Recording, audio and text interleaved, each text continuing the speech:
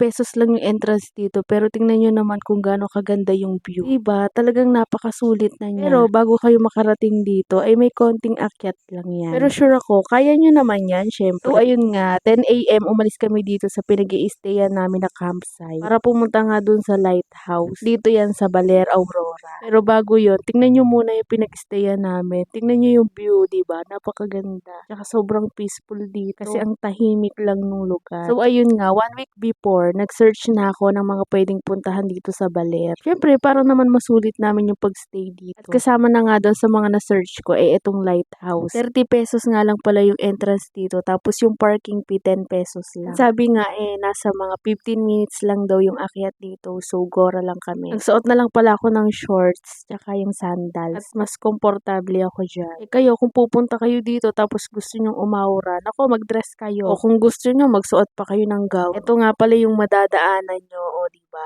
Hindi naman siya ganun kahirap akyatin. Pero yun nga lang, mabato. May mga hawakan naman, kaya humawa ka at wag kang bibitaw. Baka mapunta siya sa iba. Hala, ano yun? Anong oras na rin kasi kami pumunta dito, kaya naman kung nakikita nyo, tirik na talaga yung araw. Kaya naman kung ganitong oras din kayo pupunta, nako, magdala kayo ng payong. Maglagay din kayo ng sunscreen. Siyempre, magbaon na rin kayo ng tubig, baka mauhaw kayo. Okay lang na mauhaw kayo sa attention niya. Huwag lang mauhaw sa tubig, nako. Naka, wala pa nga kami mismo sa pinakataas pero napatigil na kami dito. Kasi tingnan nyo naman yung view, napakaganda na kaagad. Nako, ang nasabi ko na nga lang, wow, ang ganda mo, Pinas. Lilibutin talaga kita na para bang ang dami kong pera.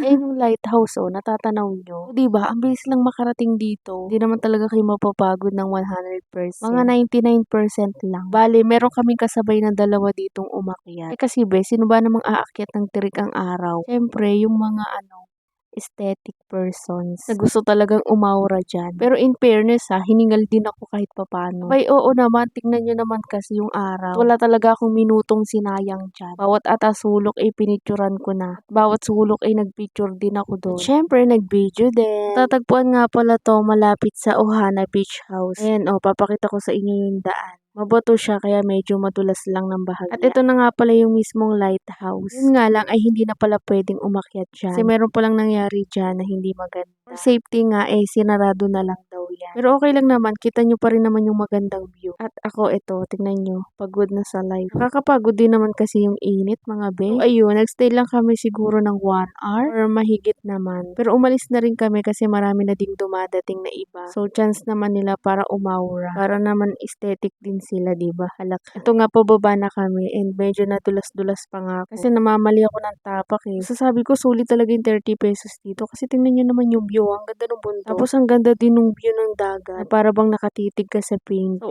tara na dito. Gala na tayo.